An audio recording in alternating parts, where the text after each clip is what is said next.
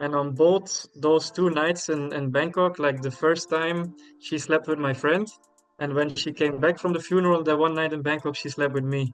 Funeral picture was on the back side of her phone case. And like while we were having sex, that guy was looking at me, which was so fucking crazy, you know? In my first 2 years in Bangkok, yeah, I had like chlamydia every other month. What's the story, everybody? Pete here from Thairish Times. Hope you're doing well. So my guest today, his name is Frederik.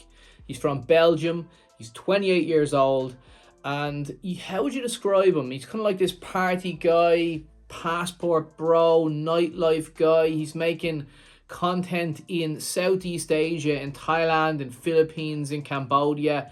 He's going into bars and clubs. He's picking up women. He's filming the interactions with women. He's flirting. He's drinking. He's partying. Take a look at some of his content.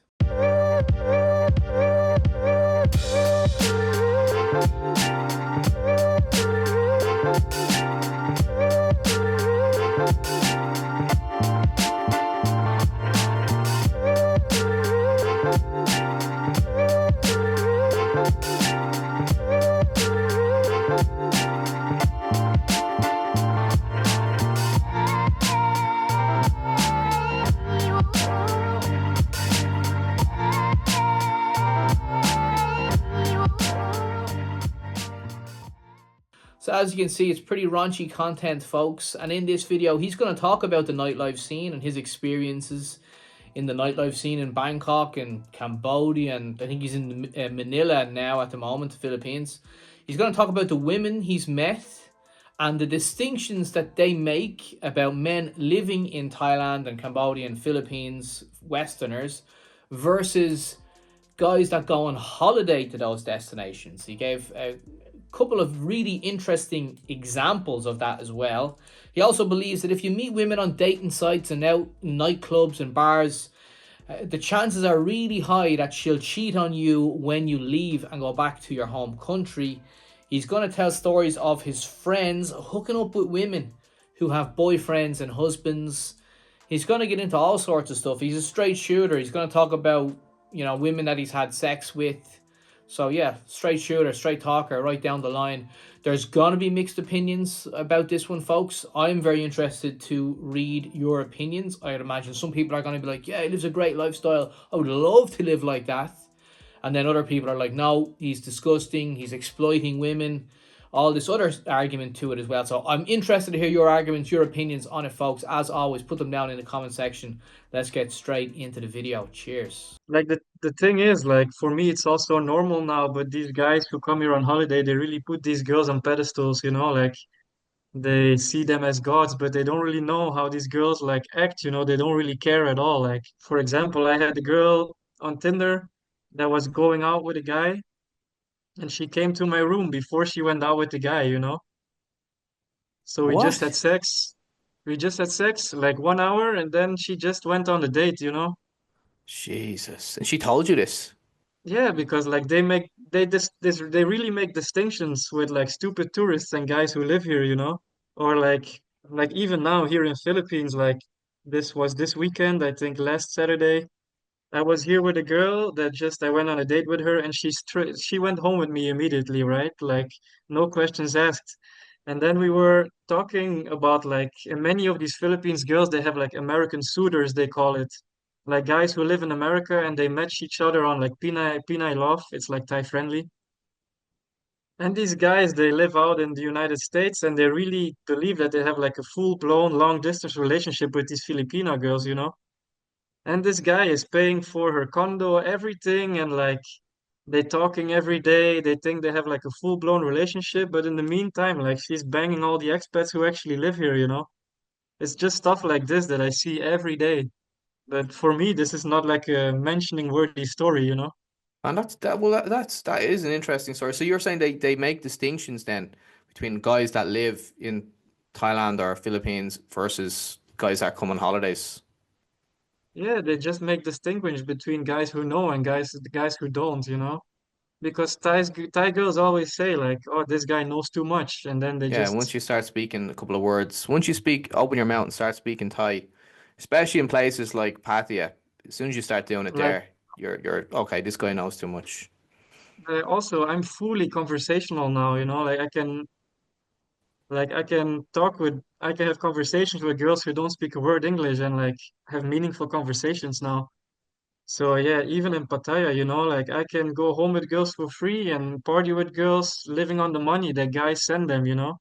Like I can go out with girls in Pattaya and they pay for the table and the bottle with like sponsors they have, you know, and then they pay for me and my friends. It's like that crazy, but people will never believe this when I post this on Instagram, you know. But that's really how it goes. They make distinctions between guys who are there to have fun and then guys they take advantage of, you know. It's not even like about the guy who's 50 years old because a lot of these girls who are cheating are dating guys who are like 25 in Germany, 30 in Germany, are like more handsome than me, you know. It's just they make distinctions between guys who know and guys who don't. There are probably a lot of loyal girls as well, but if you find your girls in like Bangkok and Pattaya and like nightlife environments and like dating apps, then the chances are so high that she really doesn't care, man, when you leave.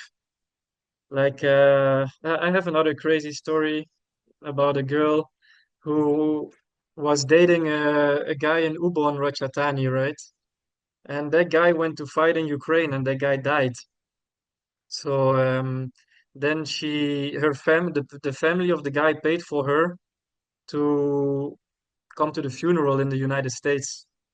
So she had to fly from Ubon to Bangkok, stay there one night, and then she fly to the funeral, and then she come back to Bangkok, stay there one night, and then fly back home to Ubon. And on both those two nights in Bangkok, like the first time she slept with my friend, and when she came back from the funeral that one night in Bangkok, she slept with me. And she just Oh my God. and like I literally like the guy's funeral picture was on the back side of her phone case.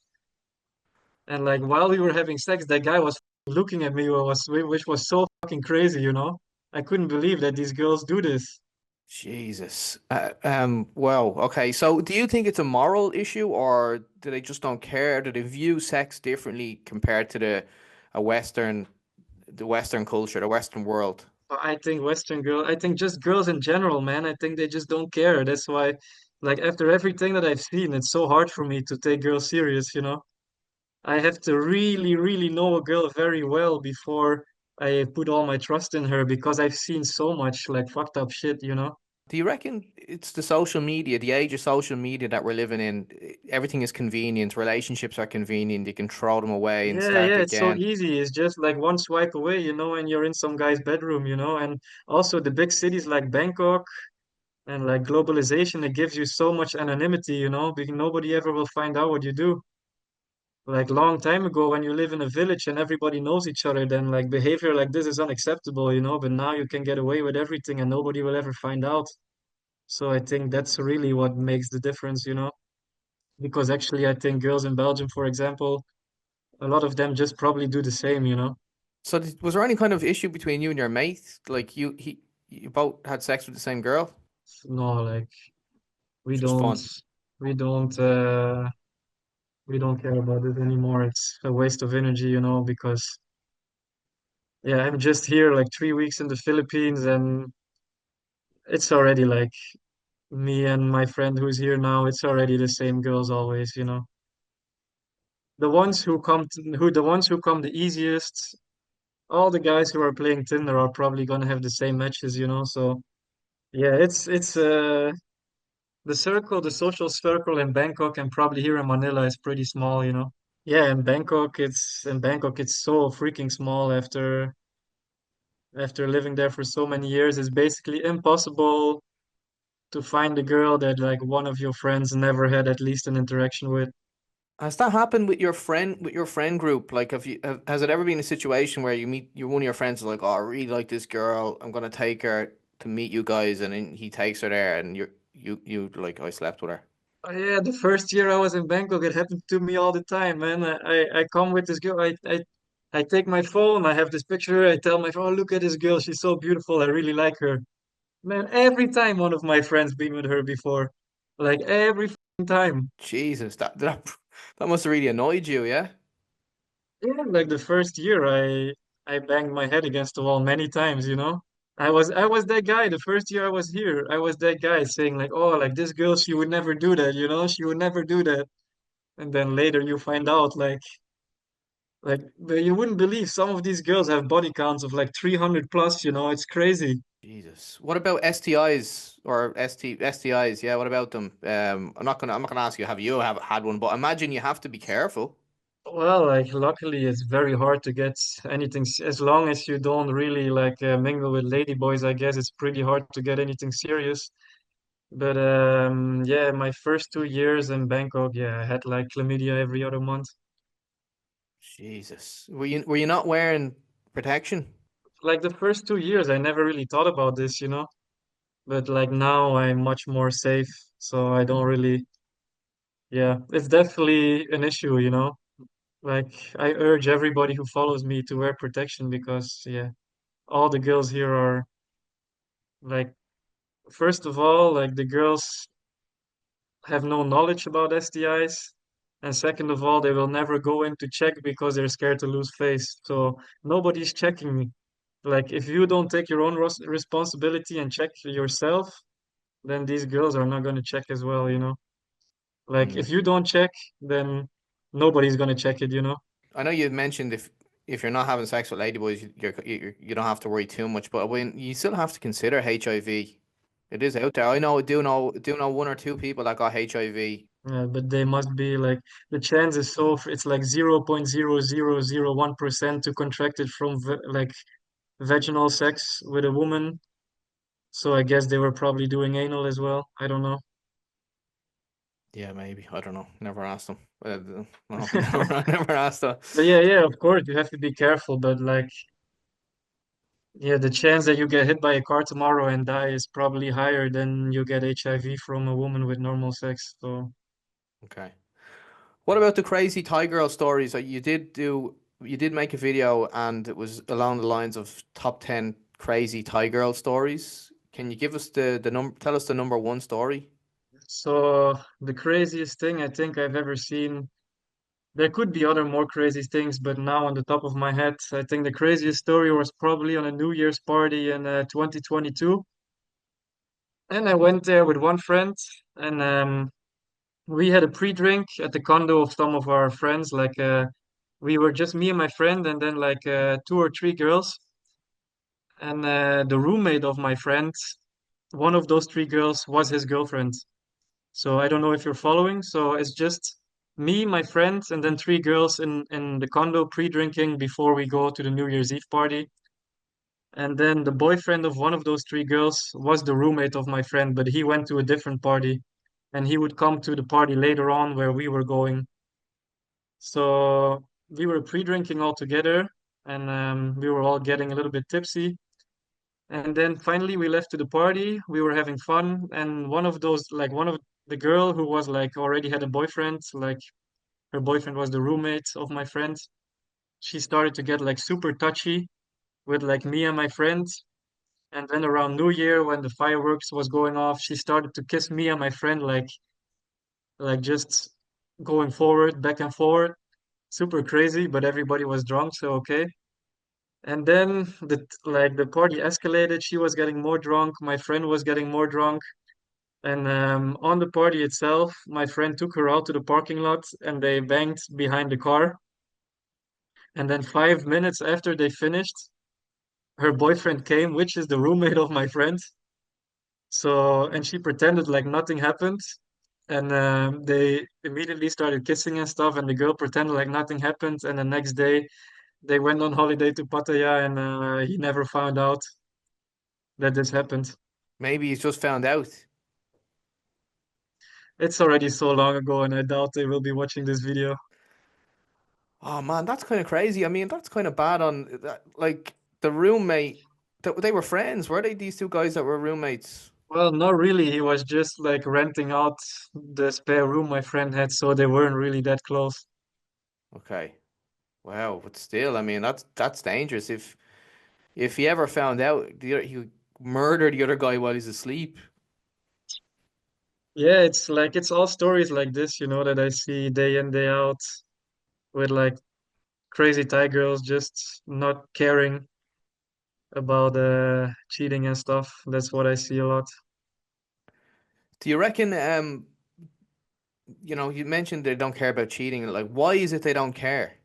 I think because of social media these days, it's been so easy now to just hook up without doing any effort. Like by just swiping right, you could be in a guy's bed in the next hour, and nobody has to find out. And guys always make the mistake that thinking that girls are for some reason not as horny as guys, but in most cases, girls are more horny than guys, and they just have more desire to do wild stuff. And now with social media, they can just act upon it. So I think like that's why so many girls behave like this these days, and also in cities like Bangkok and cities like Pattaya, like these cities are so big, so there's so much anonymity. They can just do it and nobody will ever find out. They can still have their boyfriends wherever they are, and nobody will ever find out what they're doing.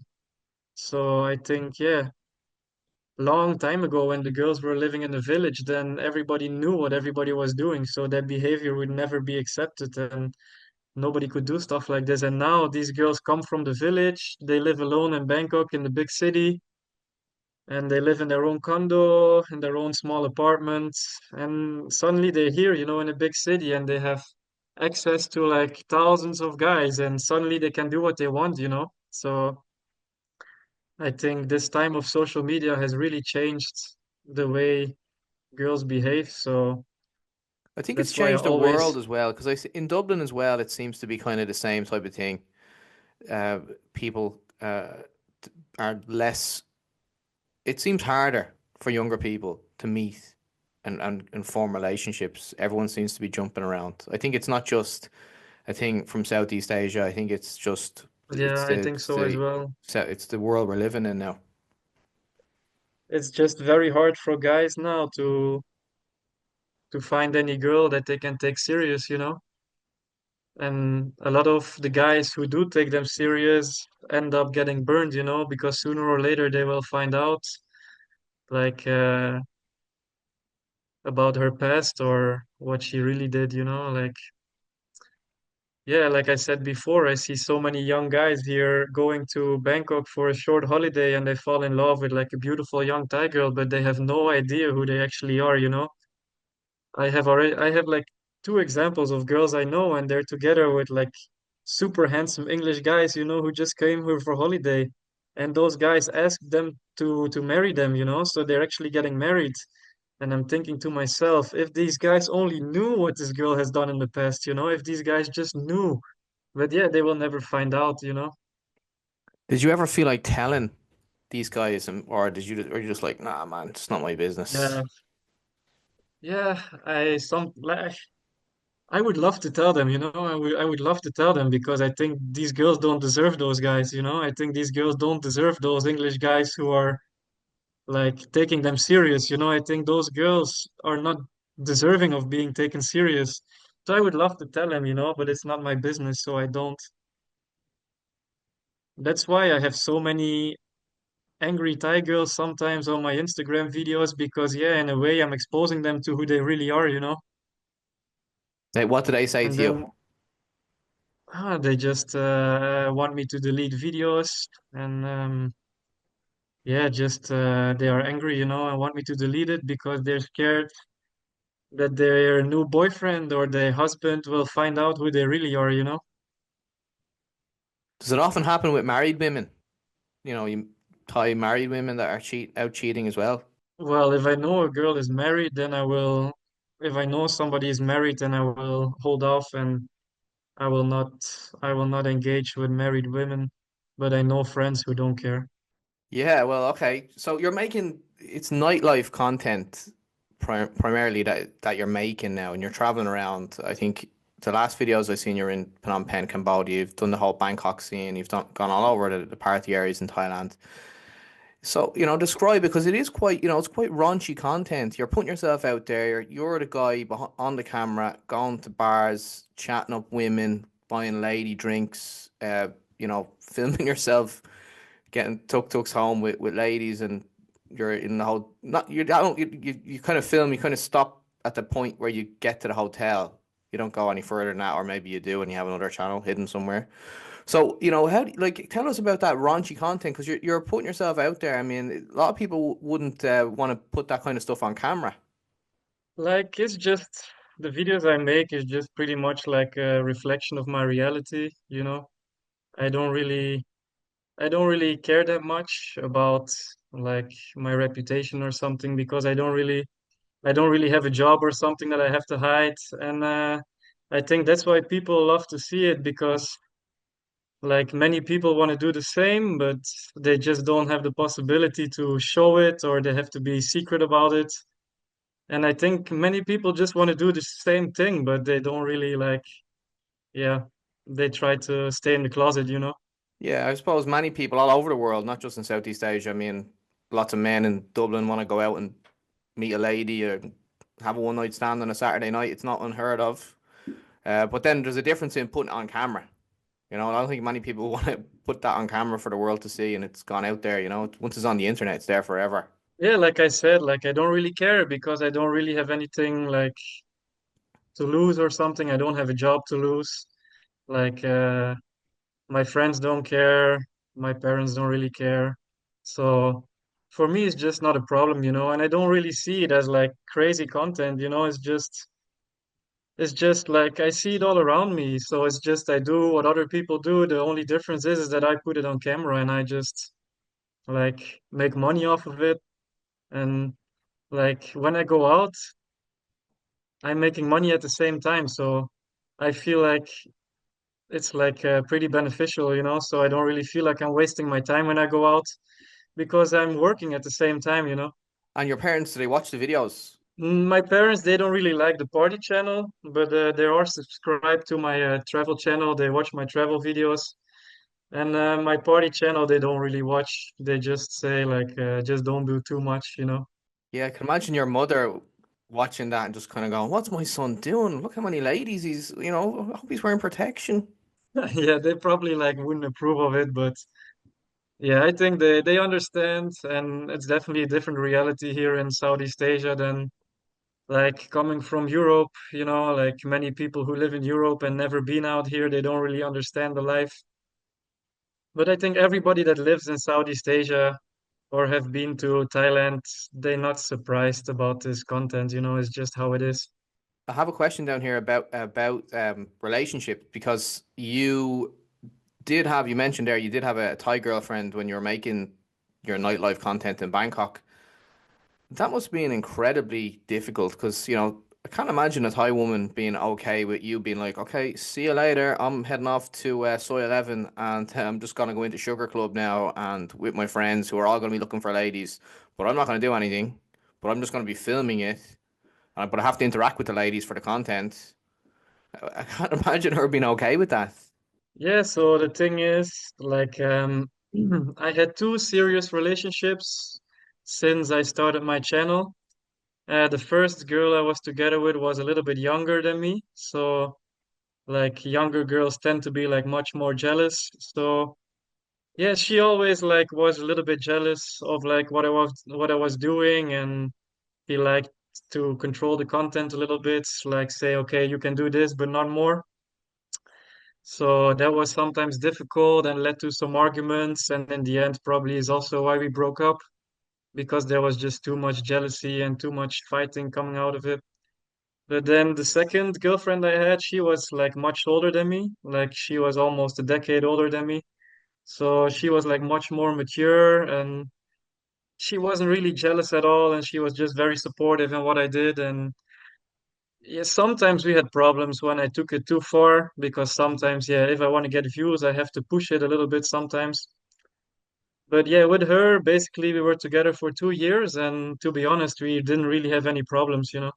Have you met guys or heard stories of guys that have been like burned by Thai women?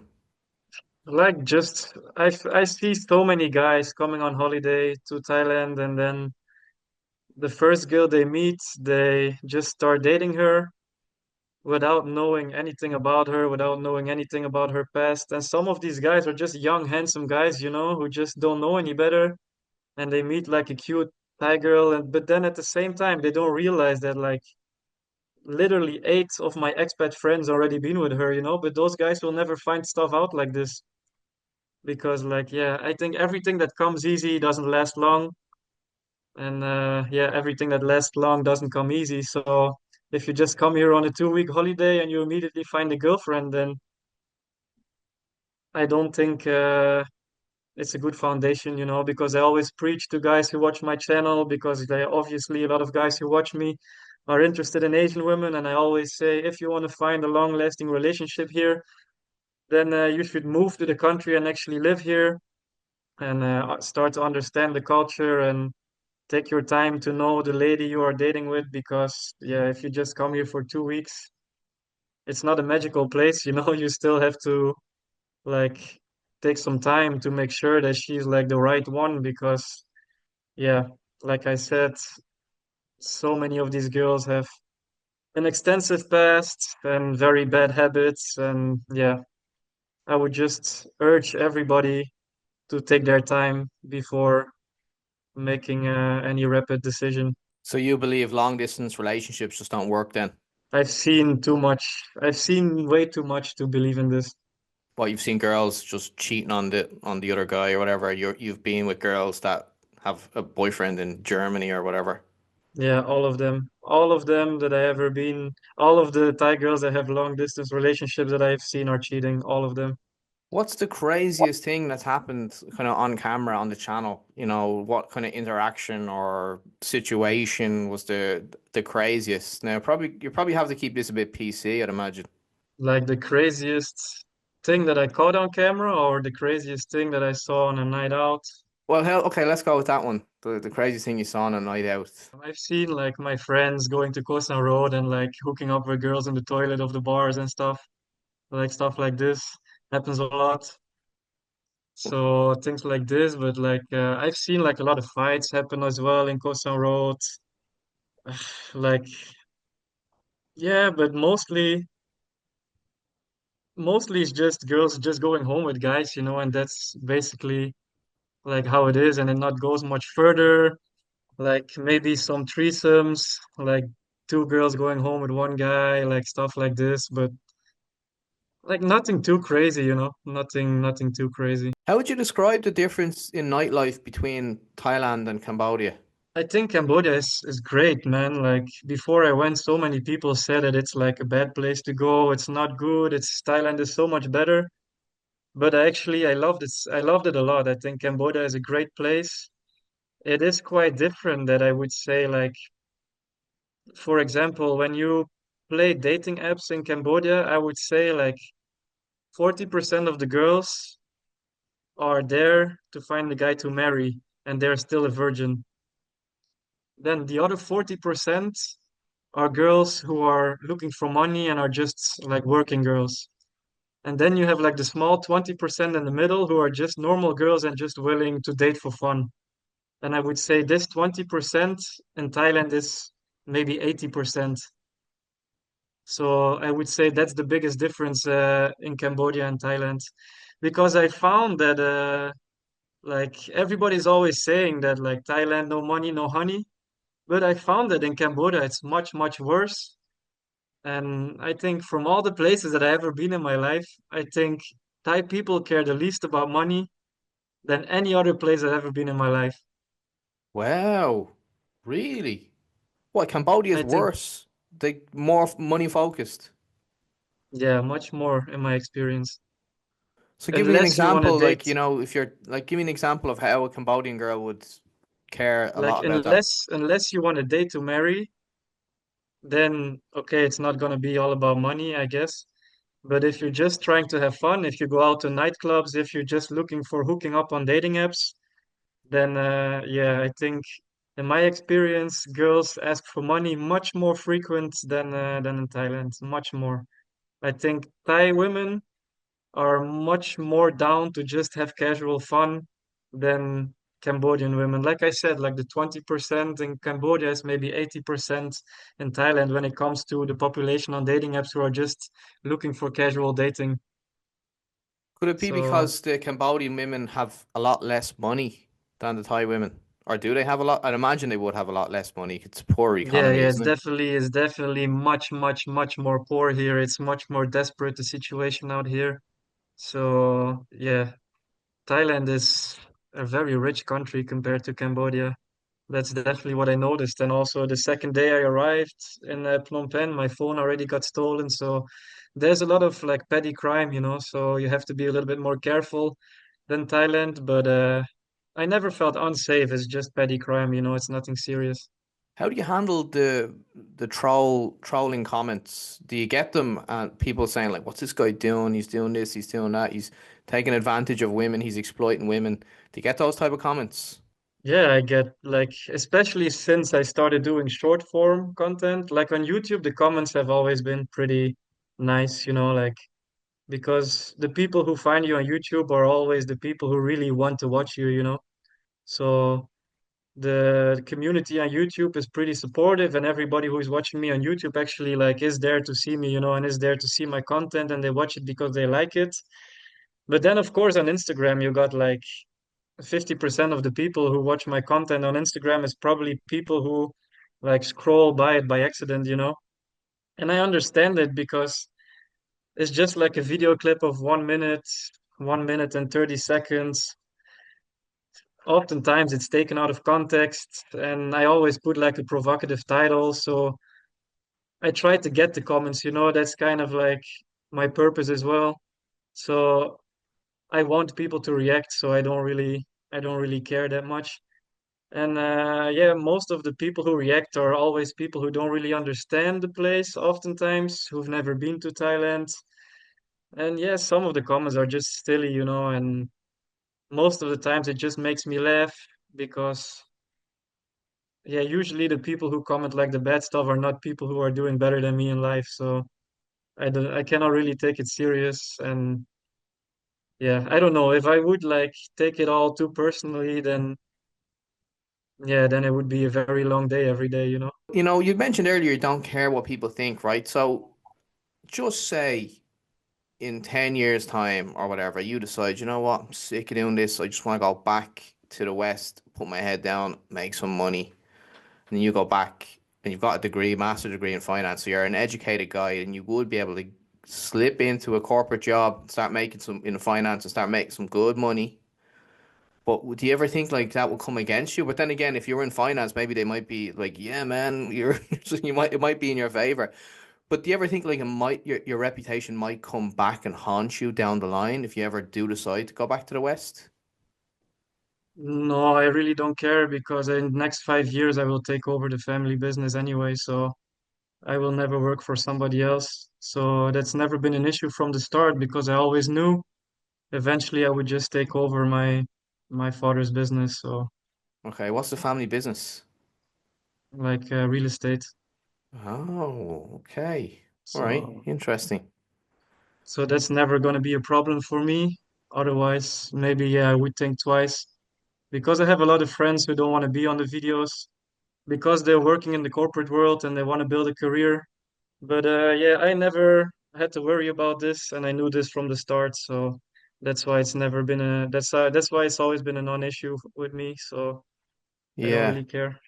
Because one of my questions was like, you know, what's the goal of the channel? What's the outcome? Because you're 28 now and you've got this master's degree in finance. So I thought like, okay, this guy's gonna he's gonna hang around for a couple of more years and then he's gonna go back to Belgium or go back to Europe, make money, and then maybe in the future he might come back out to Thailand and work remotely or something like that. That's what I thought, like just based on your videos. But I didn't know that obviously there was a family business involved. So that's kind of a game changer then to the reason why you wouldn't really care too much about your, you know, what Yeah, people think. actually, to be honest, I'm just doing this to kill time until I actually have to take over the business Okay. because I do it for fun, you know, I like it. It's fun to do. It's like it gives me a purpose. It's like a creative process. So I like to create my own stuff. And if anything happens, you know, I always have this to fall back on since I'm making decent money with this now. And it's growing a lot and it gives me a plan because everything that I do is basically like I have a plan with everywhere I want to go and I want to do this year, I want to do this next year. So yeah, like it gives me a lot of purpose, and it gives me things to do. And like I said, like I just went to Cambodia, now I'm in the Philippines, so there's a structure to this. And the end game of this whole adventure is just basically in the future, I will just take over the family business and then I will see if I continue making videos for fun, but then obviously I will have less time. But I still want to keep doing it for fun. What's your opinion on marriage? Because you said you're going into the family business. You're also you've also mentioned how much cheating goes on and stuff like that. Are you would you be a type of person to get married and kind of take that risk if it all goes south, the assets are on the line. Like I would marry no problem if it's just like how do they call it, like a prenup? But you have to be careful with Like those. A lot of them, like I was told by a solicitor in Thailand that prenups can be cancelled. They're not that strong. A Thai yeah, judge can overrule it. if that's Like, the case, then I probably wouldn't do it, yeah. If prenups are not waterproof, then I will probably not marry, especially with somebody who is not wealthy. If she would be wealthy, that would be another case. Then maybe I wouldn't care. But yeah, if it's like a girl from the village and the prenup is not waterproof, then yeah, I wouldn't marry okay, because yeah, that's too much of a risk. yeah, you'd be taking a major hit if it did go. But I know, like, if you got married with the rule in Thailand is if you get married to a Thai, it's everything after the marriage is on the line, not Yeah, but before. the thing is, I think I will never buy stuff in Thailand anyway, so like I will only rent here. I don't But want I to be wonder, an could she owner of fly anything back to here. Belgium, get a tourist visa, fly back to Belgium, go see a Belgian solicitor, and be like, filing for divorce?